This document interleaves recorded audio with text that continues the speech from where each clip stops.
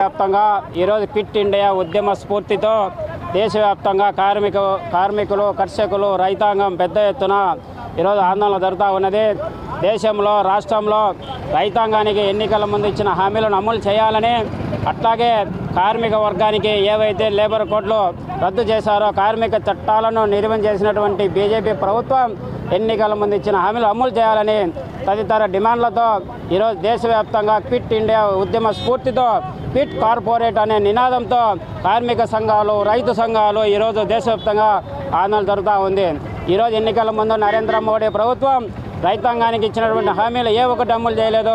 అదేవిధంగా ఢిల్లీ రైతాంగ ఉద్యమంలో అనేక మంది రైతాంగం ప్రాణాలు కోల్పోయారు. వాళ్ళకందరికీ నష్టపరిహారం ఇవ్వకుండా ఈరోజు నిర్లక్ష్యం చేస్తూ ఉంది.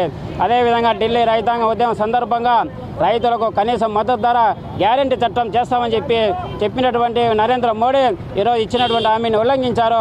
అందుకనే ఈరోజు దేశవ్యాప్తంగా క్విట్ కార్పొరేట్ బహుళజాతి కంపెనీలకు ఈరోజు టాటా, రిలయన్స్, అదానీ, అంబానీ లాంటి బహుళజాతి కంపెనీలకు ఈరోజు ఊడిగం చేసే రకంగా ఈరోజు బీజేపీ ప్రభుత్వం వివరిస్తూ ఉంది. దానికి నిరసనగా ఈరోజు దేశవ్యాప్తంగా కార్మిక సంఘాలు రైతు సంఘాలు నిరసన బాట పట్టాయి. అందులో భాగంగానే ఈరోజు కడప నగరంలో ఈ ఆందోళన జరుగుతూ ఉన్నది. స్ఫూర్తితో బ్రిటిష్ వాళ్ళని తరిమి కొట్టారు. అదే స్ఫూర్తితో ఈరోజు కేంద్రం నుండి బీజేపీ ప్రభుత్వం ఏదైతే కార్పొరేట్ శక్తులకు అనుకూలంగా పనిచేస్తుందో దానికోసం ఈరోజు క్విట్ కార్పొరేట్ అనే పేరుతో ఈరోజు దేశవ్యాప్తంగా ఆందోళన కార్యక్రమం పిలిపేయాలని రైతు సంఘాలు, వ్యవసాయ కార్మిక సంఘాలు, కేంద్ర కార్మిక సంఘాలను కూడా పిలిపియడం జరిగింది. దీంట్లో ప్రధానంగా కార్మిక వర్గాన్ని నష్టం చేసే 4 లేబర్ కోడ్లు చట్టాలు తీసుకురావడం జరిగింది. రైతాంగానికి సంబంధించి ఏదైతే స్వామిదాసన్ కమిషన్ చేసిన సిఫారసులు ఎక్కడ కూడా అమలు చేయలేదు. గ్రామీణ ఉపాధి హామీ పథకంలో ఈరోజు పని రోజులు తగ్గించడం, బడ్జెట్ తగ్గించడం వల్ల ఈరోజు అక్కడ కూడా ఆత్మహత్యలు కూడా పెరుగుతాయనే విషయాన్ని కూడా మనం గుర్తుపెట్టుకోవాల్సిన అవసరం ఉంది.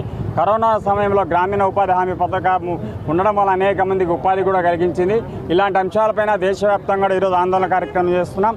నరేంద్ర మోడీ గారు ఇప్పటికైనా మేలుకొని ఏదైతే కార్పొరేట్ శక్తులకు ఊడిగం చేస్తున్నాడో అవన్నీ కూడా తక్షణం మానుకోవాల్సిన అవసరం ఉంది. ఒకవైపున రైతులకు విత్తనాల వడ్లు సకాలంలో అందించలేకున్నారు. అట్లాగే యూరియా, ఫాస్ఫేట్, డిఏపి సతవల ధరలకు సంబంధించి విపరీతంగా పెంచుతున్నారు. గతంలో నేరుగా సబ్సిడీ కంపెనీలకు ఇచ్చి రైతుకు తక్కువ ధరలు ఇస్తా అంటే ఈరోజు కొన్న తర్వాత రైతుల ఖాతాలో జమ చేస్తామంటున్నారు. సరైనది కాదని మేము ఈ సందర్భంగా తెలియజేస్తున్నాం. అట్లాగే బహుళజాతి కంపెనీలకు వేలాది ఎకరాలు ఇచ్చి సేద్యాలు చేయడం వల్ల ఈరోజు రైతులు ఆత్మహత్య చేసుకోవాల్సిన అవసరం కూడా వస్తుంది.